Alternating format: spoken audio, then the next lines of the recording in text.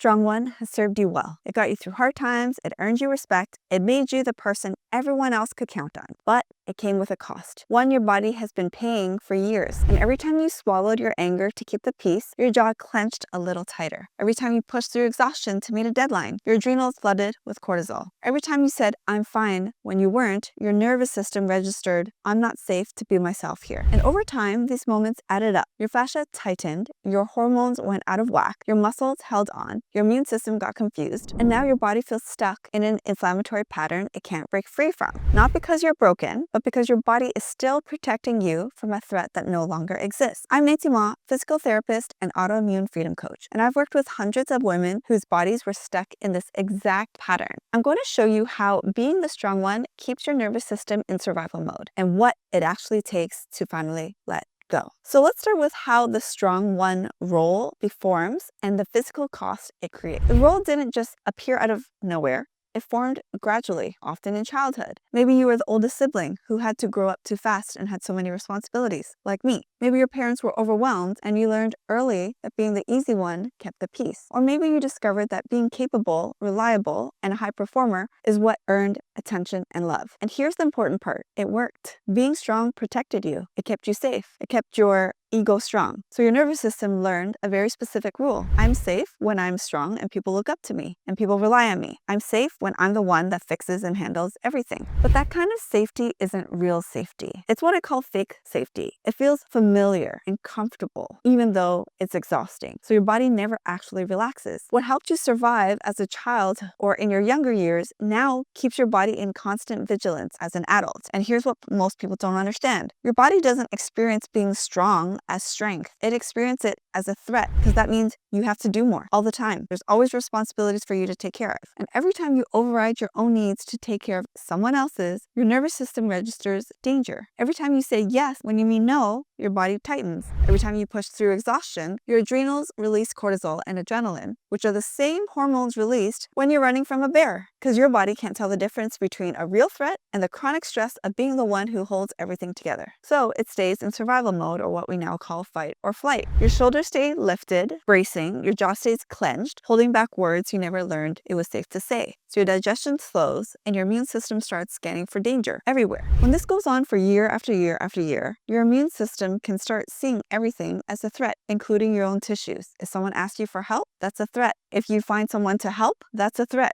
More things on your to-do list, that's a threat. That's how autoimmune conditions form. Not your body attacking itself for no reason. Your body protecting you from a danger it believes is still there. The inflammation, the pain, the exhaustion, those aren't failures. They're signs your body has been in survival mode for so long. It's forgotten how to rest. So why you're still stuck and what's been missing. So if you're here, you've probably tried everything. The clean diet, the supplements, the therapy, the meditation apps, breath work, functional medicine, traditional medicine, acupuncture. Did I name everything? I want to be very clear. Those things help. Therapy helps you understand what happened. Meditation helps you notice patterns. Supplements can support your system. But here's what they can't do on their own. They can't interrupt the physical loop your nervous system stays stuck in. They can't rewire fascia that's been holding tension for decades. They can't convince your body it's safe to stop being strong. Because the issue isn't just mental or chemical, it's nervous system based. It's stored in your tissues. It's in patterns your body learned a long time ago. That's why so many people say, I understand everything, but my body still feels the same. Or I've tried everything and the inflammation keeps coming back. It's not that those approaches don't work, they're just addressing part of the picture. The missing piece is this. Your body doesn't trust that it's safe to stop being strong. It doesn't trust that the world will keep functioning if you let your guard down. So it keeps doing what it knows, stays tense, inflamed, and hypervigilant.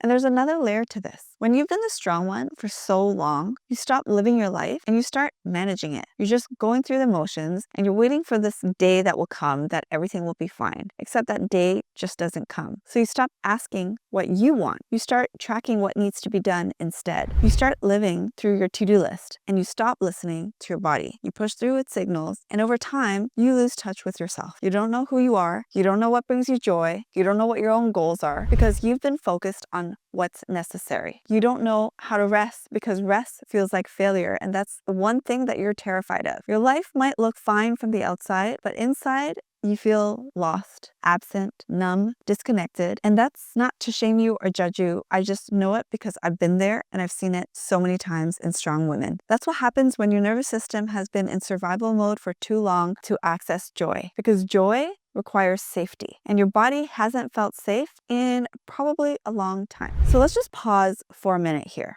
Because if what I'm describing feels real and heavy for you, I want you to know you're not alone. If you're realizing your body has been carrying this for years and you don't even know where to start letting go, I get it. I've been there. I am a recovering, strong woman. I don't want you to leave this video without something you can use right away. So I created a free meditation designed specifically to help your nervous system begin to feel safe again. This isn't about forcing relaxation. It's about giving your body permission to let go at its own pace. The link is right below in this video, and I think you'll find it very helpful if you're a strong woman too. If you use it today, I'd love to hear how it lands for you. So what does your body actually need, and how does it break free? It needs to learn that it's safe to stop being the strong woman all the time, that rest isn't dangerous, that having needs doesn't make you weak, that letting your guard down won't make everything fall apart. And you can't just tell your body that. You have to show it. You have to earn your body's trust. Now, this isn't positive thinking. This is actually nervous system retraining, something I do every single day with every single one of my clients. It's about creating real life moments when your body experiences something new and says, hey, that wasn't so bad. I just took 2 minutes to breathe. I did that. Wow, that feels good. I could do that again. Or this is an opportunity for you to say no, and the world doesn't break. Or where you rest and the world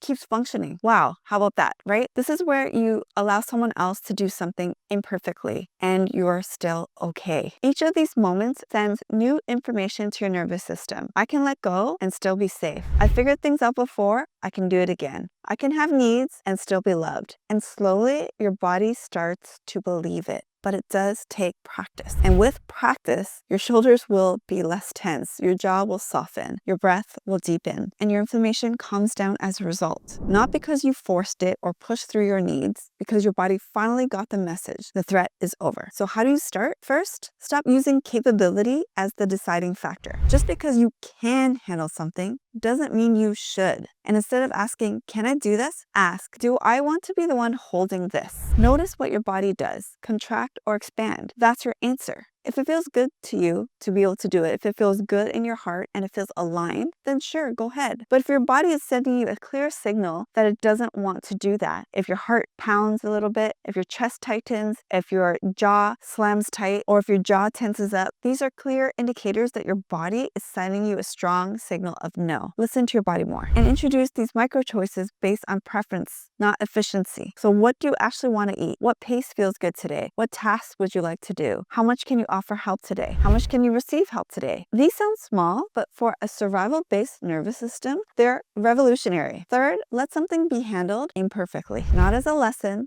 as relief. Your nervous system needs proof you don't have to control everything to be safe. And finally, notice where you feel most like yourself. Not most productive, most present. When you feel most like you. That's you. That's what you've been waiting underneath all the responsibility. Because when you expect discomfort, when you step out of this role, it will feel wrong at first. You may feel guilty, selfish, and that doesn't mean you're doing something bad. It just means you're doing something different and your body's not used to it. Over time, that guilt will soften, even though it's normal to begin with. The discomfort will fade, I promise, and there will be space left to breathe, space to feel, and space to feel like yourself, so that you don't need to be strong all the time. You just need to stop only being strong. I want to leave you with a real example because this work isn't about becoming passive or giving up your strength. I know what it's like to be a strong woman, and I think that is something to be proud of. But actually, just like being a bodybuilder who only lifts weight and doesn't stretch, that's too much pressure on your joints and it's not healthy, right? Where there has to be some sort of give and take and balance. So it's about learning how to soften without collapsing. It's about leaning into our femininity and not just being the inner masculine all the time. One of my clients came to me after years of being the strong one who lived in her masculine. She was an only child and incredibly independent and self-motivated. She was the fixer. She was the reliable one, the person everyone leaned on. And from the outside, her life looked stable. but inside, her body was exhausted. She had chronic pain, inflammation, and constant tension that led to MS, multiple sclerosis, and thyroid issues. That's because her nervous system never got a break. And it's because she was the one who was pushing herself so hard. Her inner critic was so strong, and she thought it was going to be so hard for her to let go of being the strong one, until she saw how being the strong one made her so weak that she could barely walk. And what surprised her the most wasn't how hard it was to soften, it was how unsafe it felt at first. When she stopped pushing through exhaustion, guilt showed up. When she said no, anxiety followed. When she rested, her body didn't relax right away. It resisted. But slowly, something shifted. With consistency, she did learn to soften without the guilt. And it didn't mean that she was weak. It just meant her body was responsive over time. She gave herself choice instead of obligation. So her strength didn't disappear. It became available instead of mandatory. So her shoulders dropped, her pain eased, and her body stopped bracing for impact. And the most powerful thing she said to me was this: I couldn't believe how much easier it felt in my body to relax. It was hard at first, but the more I gave myself permission, the better and easier it felt over time. And that's what this work does. It doesn't take your strength away.